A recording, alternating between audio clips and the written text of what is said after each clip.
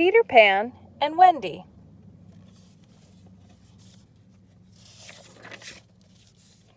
Walt Disney's Peter Pan and Wendy. The Darling family lived on a quiet street in London. There were 3 children in the family, Wendy, John, and little Michael. The children had a nurse called Nana. Nana was a St. Bernard dog.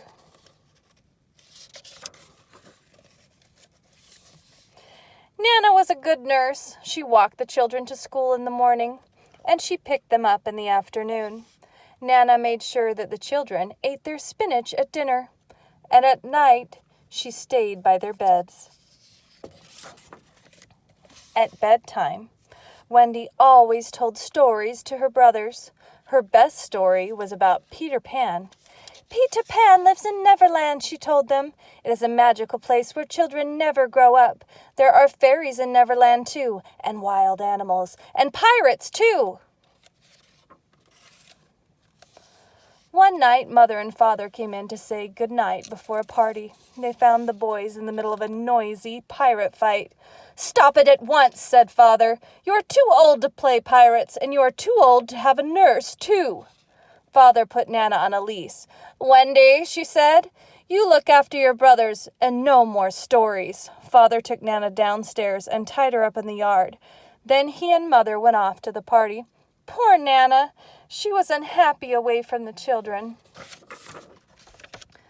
Then in through the bedroom window flew Peter Pan and the fairy Tinker Bell. Peter loved Wendy's stories. He hid outside the window every night and listened to them. Peter had heard what Father said. "Come to Neverland with me," said Peter. Wendy can tell stories to me and my friends, the Lost Boys.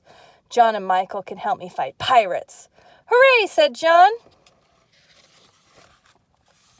"How will we get to Neverland?" asked Wendy. "We will fly," said Peter. He threw some fairy dust on the children. "Now think happy thoughts," said Peter, so the children did. In a twinkling, they floated up to the ceiling. "We're flying!" they cried.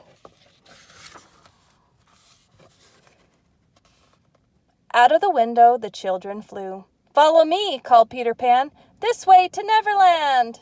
Down in the yard, Nana barked and barked, but no one heard her. Peter and the children flew and flew. Finally, they reached Neverland. They landed safely on a cloud. But right below them were pirates. Captain Hook and his mate, Mr. Smee. Captain Hook hated Peter Pan.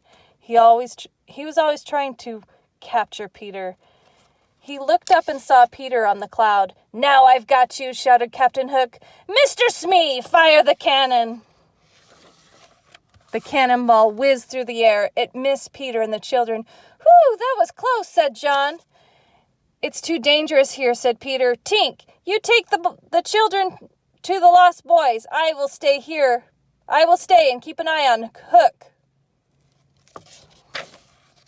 John and Michael wanted to watch the pirates too, but Peter made them go with Tinker Bell. The children followed Tink to the home of Peter and the Lost Boys. They lived in a secret cave under an old tree. The Lost Boys did not have a mother, so they were very happy to see Wendy. When Peter got to the cave, he said, "3 cheers for Wendy, boys! She is going to tell us stories." "Hooray! Hooray! Hooray!" cried the boys, but Tinker Bell did not say hooray. Tink felt left out. She tried to think of something mean to do to Wendy. She decided to go see Captain Hook. Tinker Bell told Captain Hook all about Wendy. "I can help you get rid of Wendy," said Captain Hook. "I will capture her and make her scrub the decks of my ship." Tinker Bell looked pleased. "There is just one thing," said Hook with a wicked smile. "I do not know where to find Wendy. You must show me where Peter lives." So Tink marked a path to the secret cave on Captain Hook's map. She did not guess that the pirate planned to capture Peter. At the cave, Wendy was telling stories. Peter and the Lost Boys wanted to hear every story she knew, but John and Michael began to miss Mother and Father. Finally, Wendy said, "It's time to go home." "I don't want to leave. I don't want you to leave," cried Peter. He would not even say goodbye. Waving sadly, Wendy followed her brothers and the Lost Boys out of the cave. Tinker Bell was happy to see Wendy go. Outside of the cave, the pirate crew was waiting.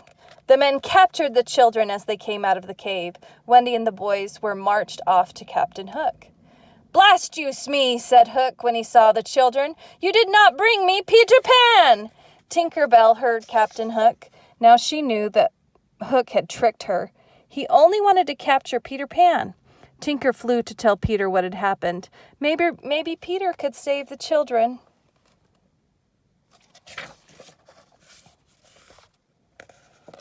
The pirates took the children to the ship. Captain Hook said to the children, "You can all join up with me and be pirates, or you can walk the plank." Wendy was not afraid of Captain Hook. "I will never be a pirate," she cried. "Then you will be the first to walk the plank," said Hook. He tied Wendy's hands behind her back. Wendy bravely started to walk the plank.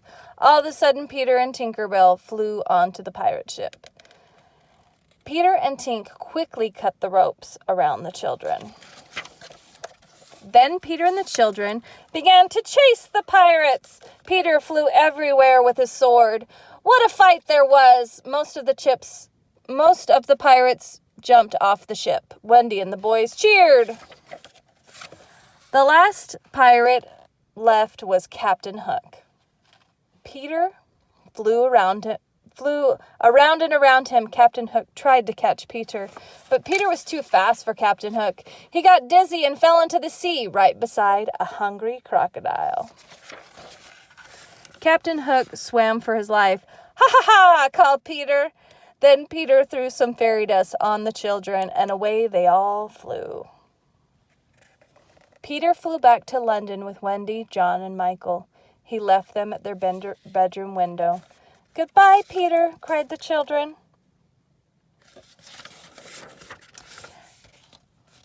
The next morning, Father let Nana come in the house. The children were happy to see her again, and they were happy to be home again.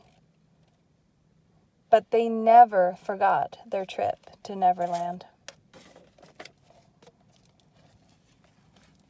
The end.